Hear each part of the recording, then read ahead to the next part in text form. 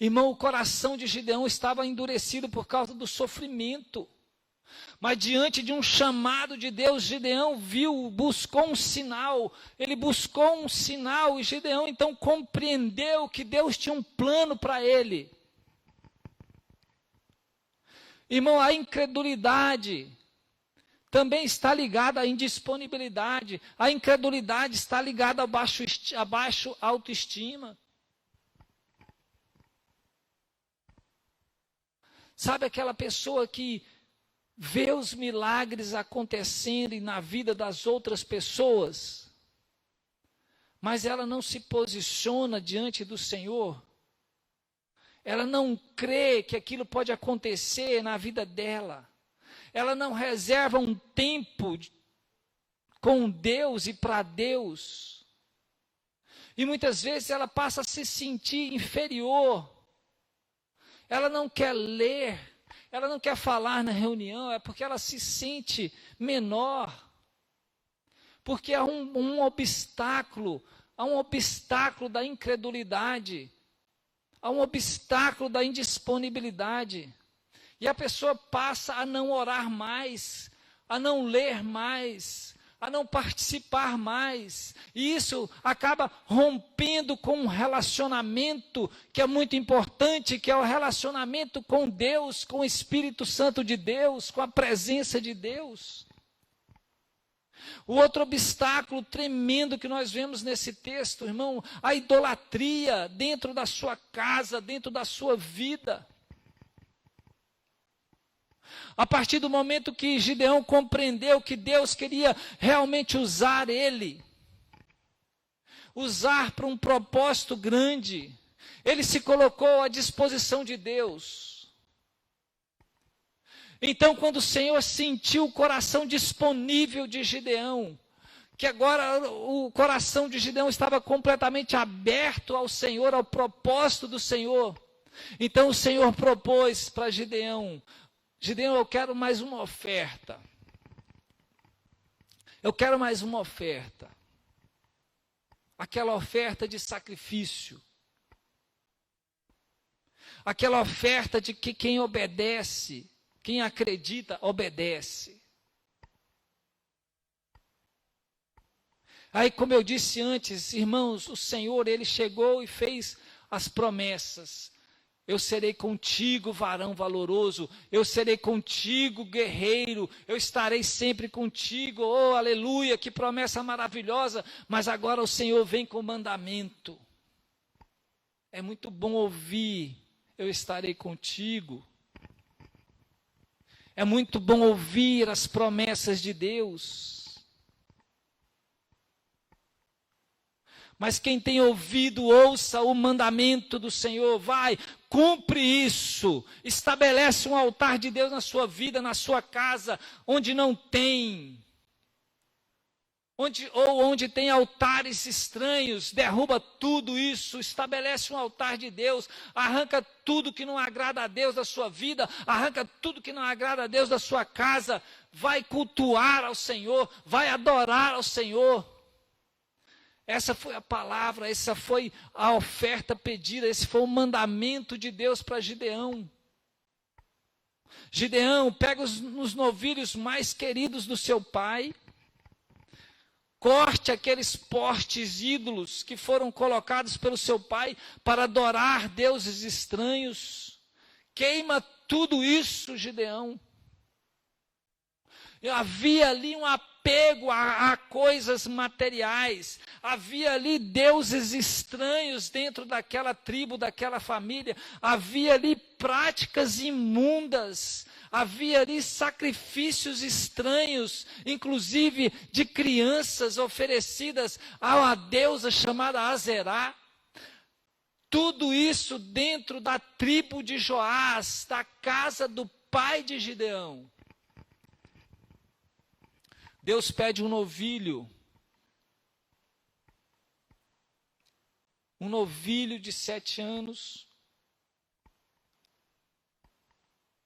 Havia ali um poste, um altar para Baal, e havia ali um outro altar, um outro poste para Azerá. que ficavam um ao lado do outro.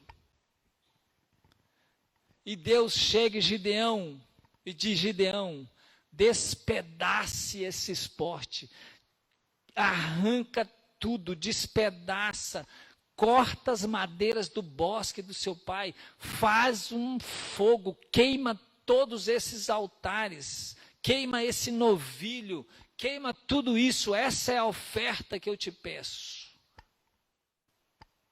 Irmão, não era o boi de Joás que era a oferta naquele momento, era o próprio Gideão. O verdadeiro sacrifício era o próprio Gideão. Por quê? Gideão estava ali colocando numa posição que ele poderia ser morto pelo seu próprio pai ou morto pelo seu povo. Ele se colocaria ao lado de Deus, mas se colocaria numa posição que ele poderia, pela lei ou pela lógica, ser morto, ser acusado ali naquele momento e ser morto, castigado até a morte pelo seu próprio pai. Mas Gideão se colocou diante de Deus como sacrifício vivo, como oferta ao Senhor, para que todos os obstáculos que impediam o mover de Deus naquele lugar fossem despedaçados, fossem queimados, fossem jogados por terra. Aleluia! E essa é a posição que o Senhor quer que nós tomemos uma posição com Deus, para que todos esses obstáculos que eu falei caiam por terra nas nossas vidas, em nome de Jesus. Aleluia. Aquele anjo no Velho Testamento é a transfiguração do próprio Cristo nos nossos dias. E nós podemos entender aqui, com esse texto maravilhoso, como Deus transforma as pessoas e transforma as situações. Aquele Gideão que malhava trigo no lagar, aquele Gideão que estava desanimado, mas que mesmo assim ele trabalhava para salvar a fome da sua casa. Aquele Gideão que estava se sentindo o menor dos homens da sua família, da sua tribo, do seu povo. Ele agora seria instrumento de ousadia, ele seria instrumento nas mãos de Deus, instrumento de coragem. Gideão é para ir lá e destruir as hostes do diabo que está dentro da sua família, dentro da sua casa. Todas as práticas pecaminosas da sua casa, é para você destruir tudo. Entenderam? Entenderam que para vencer ataques do inimigo, Deus pede primeiro que você destrua os ídolos, as práticas erradas dentro da sua casa primeiro, dentro da sua vida primeiro. Entenderam que para você ajudar a reconstruir vida de outras pessoas, Deus pede que você reconstrua a sua vida primeiro. Como podemos nos colocar diante do altar do Senhor, diante da presença do Senhor, se a nossa casa estiver espiritualmente morta? Se a nossa vida estiver contaminada com práticas imundas? Como? Não tenha vergonha de colocar oferta no altar do Senhor. Não tenha vergonha, não tenha medo de fazer a vontade de Deus. Não tenha medo de despedaçar, de queimar todos os deuses estranhos que foram colocados dentro da sua vida, no meio do seu caminho. Não tenha medo.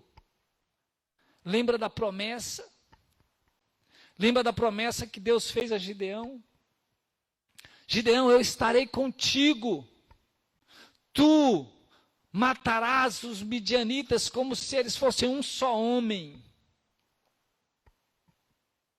Muitos aqui que estão ouvindo, que estão nos ouvindo agora, tem sido chamado por Deus nessa geração, mas eles não querem compromisso.